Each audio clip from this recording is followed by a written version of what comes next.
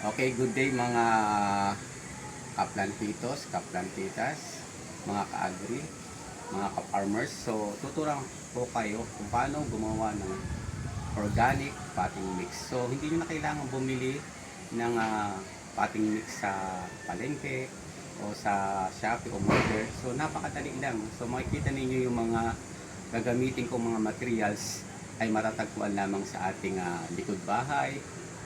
So, mga organic po siya. So, nakikita nyo lang siya na mga pakalat-kalat pero napakalaking bagay na iyon. So, tuturuan ko kayo kung paano gumawa ng organic potting mix. So, kailangan maganda po yung ating buhangin or yung tinatawag natin na loam soil. So, unang-una po, kukunin natin ang loam soil. So, ito po yung ganito pong uri ng loam soil. Ayan. So, makikita nyo buwag siya. Tapos, mayroon na siyang nakahalong ipa. So, ilalagay natin dito. Ayan. Ayan. Nakikita nyo po, no? So, napakaganda po ng ating loam soil. So, next is susundan po natin ang ating tinatawag nating green manure.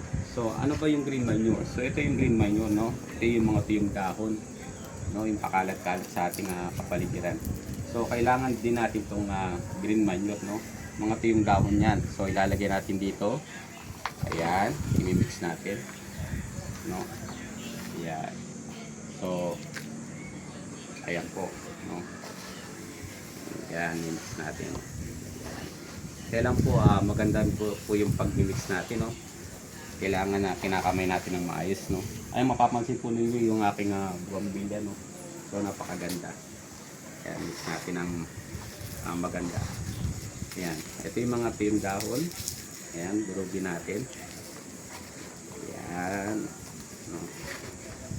Ayan. Kailangan i-mix natin ng maganda, no? Para ayan. So, ito yung tinatawag natin nalagay na natin green manure sa loam soil, no? So, tatanggalin natin yung mga bato. Ayan, ito may bato dito na pahalok, no? So next na ilalagay naman natin na organic compost ay yung tinatawag nating animal manure. So ayan, no? Animal manure yan, no? So ito yung dumi ng alaga kong manok. Ayan, lagyan natin. Yan. So, mix lang din natin yan dyan, no? Para lang tayong gumagawa ng halo-halo, no? Mix. So, nakatatlong na tayo. Nakatatlong material na ginamit, no? So, kung meron kayo sa bahay ninyong ito yung mga pinagsunugan, yun, no? Yung katulad sa uling, ayan. So, pwede natin gamitin din yun. Yung uling, no? O, wait lang at kukunin ko yung uling, no? So, mga pinagsunugan ng mga nag-iiyahaw tayo. So, antayin nyo lang ako dito, ha? Kukunin ko lang yung pinagsunugan. So, ito na yung mga pinagsunugan, no? Ayan. Yung uling, no? Ayan. Huwag natin itong itatapon yung mga kabuk. No? Napakahalaga nito sa halaman. Ayan. Ihalo din natin dyan. Ayan. Mix lang din natin ng maganda para yung ating materials is kumalat, no? Ayan. So na yan, gumaganda na yung ating potting mix. Ayan. So next is kung meron naman tayo katulad niyan, di ba, minsan sa umaga nagluluto tayo ng mga itlog, no? Yung mga balat nun tinatapon natin. So huwag natin itapon yun.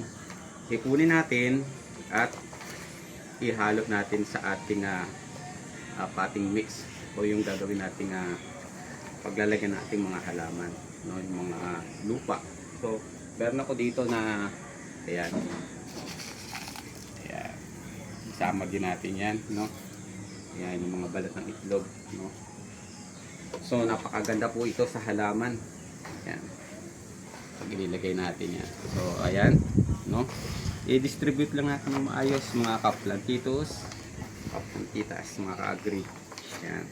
So, ang ganda na ng ating potting mix. Ayan. Halo-halo lang po.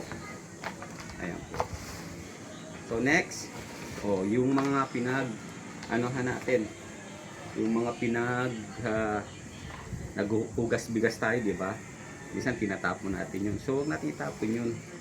No? Kailangan din ng halaman yun. Yung mga hugas bigas natin. So, yun ang pandidilig natin sa ating halaman. So, guys, ayan, meron ako dito. Ayan, ayan, mga hugas bigas yan, ha. Halo ko dito, no. Ayan. Napakaganda nito kasi wala tong halong chlorine, no. So, ayan.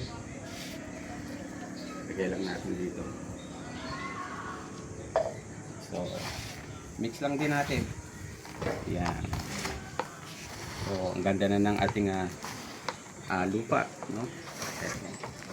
Ayan.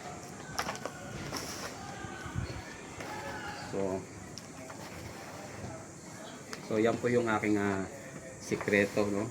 Yung secret ingredients, no? So, hindi po ako namimili ng lupa sa palengke, no? So, ginagawa ko lang yun, no? Sa bahay natin or sa paligid ng bahay natin, marami tayong makikita ng mga ganito, no? Yun. Sinupin lang natin, mga ka-agri. So, makakagawa na tayo ng magandang lupang pagtatamnan ng ating mga halaman. So, ayan po, no? Ang ganda na. Ayan po, tingnan nyo po. Napakaganda. So, mix lang natin. Kaya ako, yung tanim niyo, no? Buhay na buhay dito. Ayan, mapapansin niyo yung aking alaga, no? Yung aking halaman, napakaganda. Ayan, ang lulusog po nila. Ayan po. So, ayan po, guys. So, abangan niyo mga ka-farmers, kaplantitas, yung ating next episode, no? So, ito po yung ating potting mix or organic potting mix. Ayan po. So, thank you guys. God bless.